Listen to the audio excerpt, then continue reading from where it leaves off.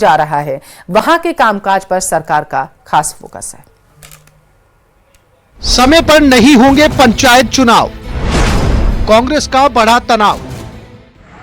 Bharatiya Janata party की प्रदेश सरकार लगातार नगर निकायों और पंचायती राज संस्थाओं के चुनावों को स्थगित करने का बहाना खोज रही है और लगातार इनके चुनावों को आगे सरका रहे हैं। बीजेपी पर संवैधानिक संस्थाओं की अनदेखी का आरोप नया नहीं है। कांग्रेस अरसे से केंद्र और सूबे की सरकार पर आरोप लगाती रही है, लेकिन 28 दिसंबर को भजनलाल कैबिनेट के फैसले के बाद कांग्रेस नए सिरे से हमलावर है। दरअसल भजनलाल सरकार ने गहलोत राज के बनाए 9 जिले खत्म कर दिए। हमारी जो ग्राम पंचायतें हैं इनका भी हम पुनर्गठन करेंगे। ग्राम पंचायतें, पंचायत समितियां और जिला परिषद, और इनके पुनर्गठन के लिए जो मोटे मोटे तौर पर जो आधार रखे गए वो आधार पहले थे उससे बढ़ाकर के राजस्थान को सामान्यतः 3 हिस्सों में बांटा जाता है। अब प्रदेश में 41 जिले रह गए हैं। इसका शेड्यूल जारी होने के बाद अब जिलों में पंचायतों के पुनर्गठन का काम शुरू होगा। हमारी सामान्य जो है वो जनसंख्या 2019 में 4000 थी और अधिकतम 6500 थी, और इसमें अब हमने 4000 की जगह 3000 कर दिया है और 6500 की जगह 5500 कर दी। और जो हमारे दूसरे जिले हैं सामान्य जिलों के अलावा, वहां न्यूनतम जनसंख्या 2000 और अधिकतम जनसंख्या 4000। कुल मिलाकर चुनाव तय समय पर नहीं कराए जा सकते, लेकिन सरकार के प्रवक्ता कह रहे हैं कि सरपंच प्रधान और जिला प्रमुखों की संख्या बढ़ने से अब पहले से ज्यादा नेताओं को मौका मिलेगा। भजनलाल सरकार का पंचायतों के पुनर्गठन का फैसला स्वागत योग्य है। इस फैसले से पंचायतों की संख्या बढ़ेगी, पंचायत समितियों की संख्या बढ़ेगी, इसके साथ ही जिला परिषदों की संख्या बढ़ेगी। अधिक से अधिक नागरिकों को जनप्रतिनिधि बनने का मौका मिलेगा। पंचायत, पंचायत समिति और जिला परिषदों के पुनर्गठन के कारण अब चुनाव टालने का मजबूत तर्क मिल गया है। पुनर्गठन के काम में सरकार 6 से 8 महीने ले सकती है। इतने समय तक अदालत भी चुनाव कराने के लिए बाध्य नहीं कर सकती, क्योंकि सरकार के पास पुनर्गठन के कारण नए सिरे से वोटर लिस्ट तैयार करने का तर्क होगा। बहरहाल जिन ग्राम पंचायतों के सरपंचों का कार्यकाल पूरा हो जाएगा, वहां कामकाज किस तरह होगा, ये बड़ा सवाल है।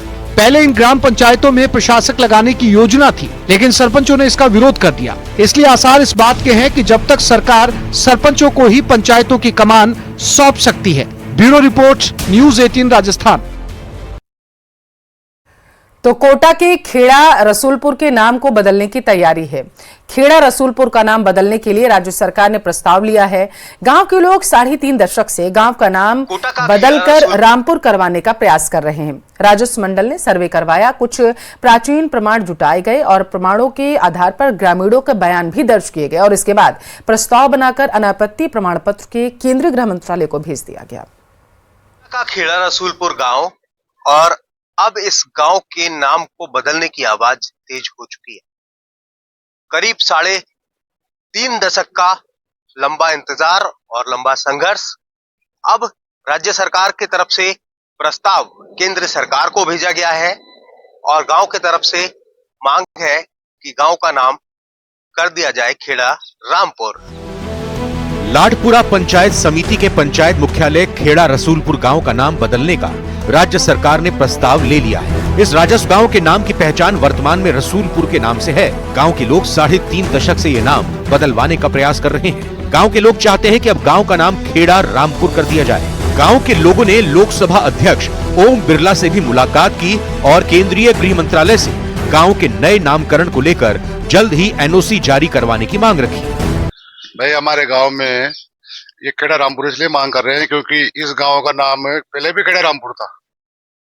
पुराने इतिहास में, पुराने 50-100 साल पहले के जो नकलों में हमारा नाम खेड़ा रामपुर ही था इसका, इसलिए रसूलपुर का नाम हटा के हमें खेड़ा रामपुर चाहिए। इसलिए हम 30-35 साल से इसकी लड़ाई लड़ रहे हैं। हिंदू राष्ट्र होने के नाते, हम हिंदू होने के नाते और एक जो गांव में जो समाज का और एक हिंदू का जो माहौल है उसे हम देखते हुए हम सबने ये देखा है कि सभी लोग चाहते हैं, हम गांव वाले, इसको वापस से खेड़ा रामपुर बनाया जाए। इसका प्रयास बहुत वर्षों से चल रहा है मगर वो नहीं पा रहा है। ओम बिरला जी को, कल्पना देवी जी को, सबको, ये एमएलए को, इनको यहाँ वक्त